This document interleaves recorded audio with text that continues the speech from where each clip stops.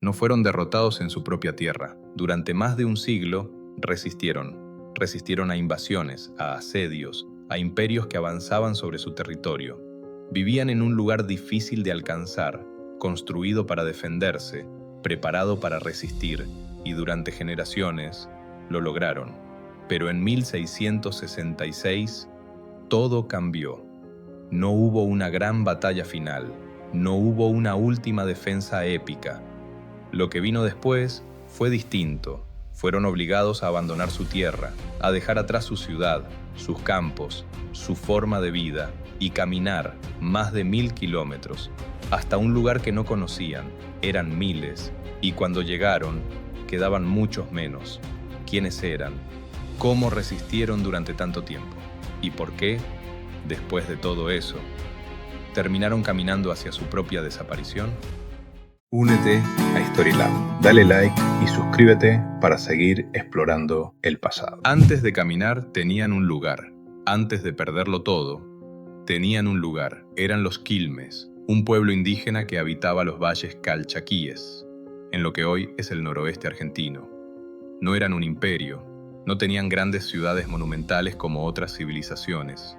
Eran comunidades organizadas, adaptadas a un entorno difícil y capaces de sostenerse en el tiempo. Formaban parte del mundo diaguita, un conjunto de pueblos con lengua, costumbres y formas de vida similares, distribuidos a lo largo de estos valles. Su vida giraba en torno a la agricultura. Cultivaban maíz, zapallo, porotos, aprovechando cada espacio disponible en un territorio que no siempre era generoso. El agua no era abundante, había que gestionarla, almacenarla, distribuirla con precisión. Nada estaba dejado al azar, no eran miles infinitos. Se estima que su población total, incluyendo asentamientos cercanos, estaba entre 3.000 y 10.000 personas. No era un número enorme, pero sí lo suficientemente grande como para sostener una resistencia durante generaciones, y lo suficientemente pequeño como para que cada pérdida se sintiera. No vivían aislados del mundo. Había intercambios, contactos, tensiones con otros pueblos de la región, pero había algo que los definía con claridad. Conocían su territorio y sabían defenderlo, y ese territorio no solo era su hogar, era su mayor ventaja. Un lugar difícil de conquistar. Ese territorio no solo era su hogar, era una ventaja. Los Quilmes se asentaron en los valles calchaquíes, una franja de valles intermontanos ubicada entre las actuales provincias de Tucumán, Salta y Catamarca. Es una región marcada por la aridez, la altura y la fragmentación del terreno. No es un espacio continuo, son valles separados por sierras, conectados por pasos estrechos. Si lo vemos en un mapa, se puede ver con claridad. Los valles calchaquíes forman un corredor largo y angosto, encajonado entre cadenas montañosas, y dentro de ese corredor, la ciudad de Quilmes aparece en una posición elevada, dominando el valle, pero también relativamente aislada de otras zonas. No era un lugar de paso fácil, era un lugar que había que buscar y al que había que llegar con esfuerzo. La ciudad principal, hoy conocida como Ruinas de Quilmes, se encontraba en el piedemonte occidental del Cerro Alto del Rey, a más de 1700 metros sobre el nivel del mar. No estaba en una planicie abierta, estaba en la ladera. Desde allí podían observar todo el valle, controlar los accesos y anticipar cualquier movimiento. No había caminos amplios, no había accesos directos. Para llegar, había que ascender por senderos estrechos, expuesto, sin cobertura. Eso obligaba a cualquier fuerza que intentara avanzar, a hacerlo lentamente, en columnas reducidas, sin capacidad de desplegarse. En esas condiciones, el número dejaba de ser ventaja, y el conocimiento del terreno lo era todo. Atacar implicaba subir, cansarse, desordenarse y llegar en desventaja antes de empezar a combatir. Por eso, durante tanto tiempo, no lograron sacarlos de ahí. Pero el terreno, por sí solo, no explica todo. Tenía que haber algo más, y lo había.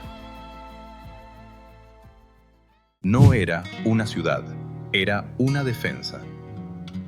La ciudad de los Quilmes no estaba organizada como un asentamiento cualquiera.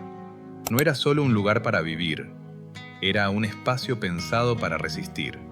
Las estructuras de piedra se distribuían siguiendo la pendiente de la montaña, en distintos niveles, adaptándose al terreno en lugar de intentar modificarlo. Esto no solo facilitaba la construcción, permitía controlar el espacio. Cada nivel funcionaba como una barrera natural, un punto desde el cual observar y, si era necesario, defender. No había grandes avenidas internas, no había espacios abiertos innecesarios. El diseño favorecía recorridos estrechos, controlados, donde moverse en grupo era difícil. Eso no es casualidad, es estrategia. Pero hay algo aún más importante: el agua. En un entorno árido, el agua no es solo un recurso, es la diferencia entre resistir o rendirse. Los Quilmes desarrollaron sistemas para captar, almacenar y distribuir agua, aprovechando lluvias estacionales y cursos cercanos. Canales, pequeñas represas y una gestión precisa del recurso. Eso les permitía sostener la vida, incluso en condiciones de asedio. No dependían completamente del exterior. Y eso cambia todo, porque una ciudad que puede sostenerse es una ciudad difícil de doblegar. No se trataba solo de resistir un ataque, se trataba de resistir el tiempo, días, semanas, incluso meses. Y eso es exactamente lo que hicieron durante generaciones. Pero resistir durante mucho tiempo no significa resistir para siempre, porque en algún momento alguien encuentra la forma de cambiar las reglas. No era la primera vez, pero resistir no era algo nuevo para ellos. Antes de que los españoles llegaran a estos valles, ya habían enfrentado a un poder mucho mayor, el Imperio Inca. Durante el siglo XV, el Imperio Inca expandió su dominio hacia el sur, incorporando territorios del actual noroeste argentino. Pero esa expansión no siempre funcionaba igual. No se trataba solo de conquistar territorios, se trataba también de integrarlos, de incorporar comunidades al sistema del imperio, manteniendo parte de sus estructuras locales, mientras se imponían nuevas formas de organización. Lengua, administración, redes de intercambio, no siempre destruían lo que encontraban, muchas veces lo absorbían. En los valles calchaquíes, la situación fue distinta. Los Quilmes no fueron completamente sometidos. Tampoco quedaron aislados. Hubo contacto, influencia y probablemente tensiones, pero lograron mantener cierto grado de autonomía. Eso significa algo importante. No eran una sociedad fácil de incorporar. Conocían su territorio, tenían estructuras defensivas y sabían resistir. Ya sabían lo que era enfrentarse a un imperio y seguir ahí. Pero en el siglo XVI apareció otro. Con la llegada de los españoles, comenzó un nuevo tipo de conflicto. Esta vez, la lógica era distinta. No se trataba de integrar territorios. Se trataba de controlarlos completamente, de ocuparlos, de reorganizarlos, de imponer nuevas formas de poder. En este contexto surgen las guerras calchaquíes, un proceso de enfrentamientos que se extendió durante más de un siglo, desde mediados del siglo XVI hasta 1666. No fue una guerra continua en el sentido tradicional, fue una resistencia prolongada, con momentos de conflicto abierto, seguidos por periodos de tensión y nuevos levantamientos. Los Quilmes fueron uno de los focos más persistentes de resistencia. No cedieron rápidamente, no fueron absorbidos, se adaptaron, resistieron y aprovecharon todo lo que ya sabían: el terreno, la ciudad, la organización. Todo eso seguía funcionando y durante décadas fue suficiente. Pero esta vez, el problema no era solo resistir un ataque, era resistir un sistema que no se detenía. Durante generaciones, resistieron y durante mucho tiempo fue suficiente. Los Quilmes no fueron derrotados rápidamente. No hubo una conquista inmediata. Durante más de un siglo, resistieron. Las llamadas guerras calchaquíes No fueron una serie de batallas aisladas, fueron un proceso largo, irregular, marcado por avances y retrocesos. Hubo momentos en que los españoles lograron ocupar sectores del valle y momentos en que las comunidades indígenas recuperaron el control. No era una línea recta hacia la derrota, era un conflicto que se sostenía en el tiempo, y en ese tiempo, los quilmes hicieron lo que mejor sabían hacer: adaptarse, aprovechaban el terreno, evitaban enfrentamientos en condiciones desfavorables, resistían asedios, se replegaban cuando era necesario y volvían a ocupar espacios cuando la presión disminuía. No era una resistencia estática, era una resistencia inteligente, y eso les permitió algo poco común: seguir ahí, generación tras generación. Pero ese tipo de resistencia tiene un costo, no es inmediata, es lenta, se acumula. Cada conflicto deja desgaste, cada asedio reduce recursos, cada pérdida se siente más. Y con el tiempo, incluso las estructuras más resistentes empiezan a ceder, no porque dejen de funcionar, sino porque el contexto cambia, y esta vez estaba cambiando. No hubo una gran batalla final, pero toda resistencia tiene un límite, y en el caso de los quilmes, ese límite no llegó en un solo momento. No hubo una gran batalla final, no hubo un enfrentamiento decisivo, donde todo se resolviera en un día. Lo que hubo fue algo más lento, más constante, más difícil de resistir. Durante años, la presión se fue acumulando. Las campañas militares españolas no siempre buscaban un choque directo. Buscaban debilitar, aislar, cortar accesos, limitar recursos, reducir la capacidad de sostenerse en el tiempo. Ya no se trataba solo de atacar la ciudad, se trataba de hacer inviable la resistencia. Poco a poco, el margen se fue reduciendo, menos recursos, menos movilidad, menos opciones. Y en ese escenario, resistir ya no significaba sostener una posición, significaba prolongar lo inevitable. No dejaron de ser fuertes, no dejaron de conocer su territorio, no dejaron de saber resistir.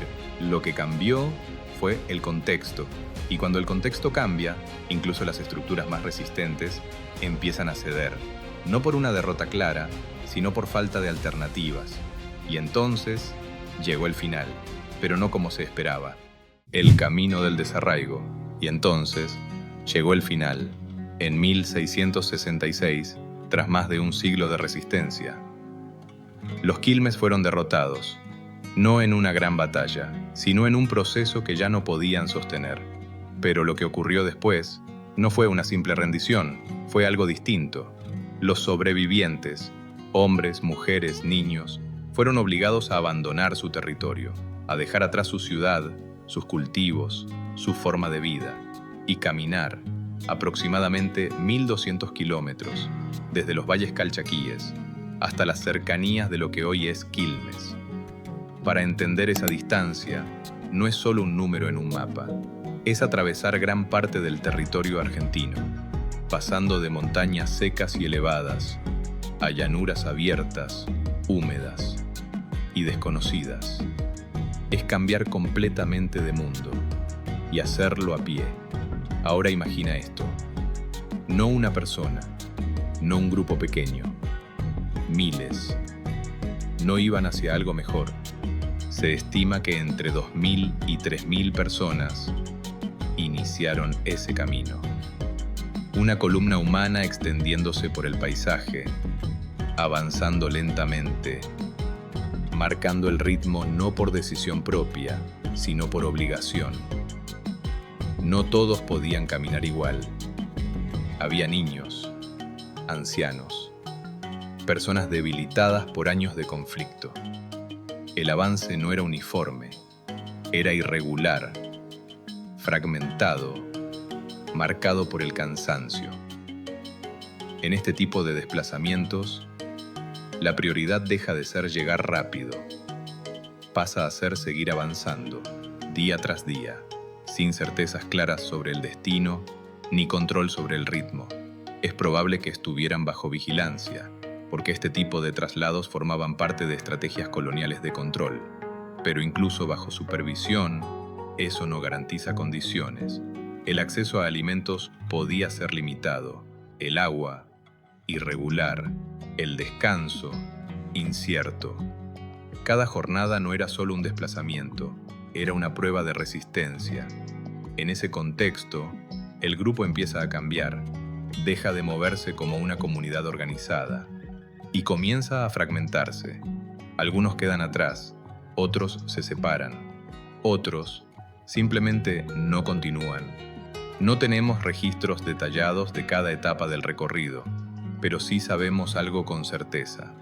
No todos los que partieron llegaron, y los que llegaron no lo hicieron en las mismas condiciones en las que salieron, porque no estaban siendo trasladados, estaban siendo arrancados de su territorio. Y en ese proceso, algo más profundo que una derrota comenzó a desaparecer.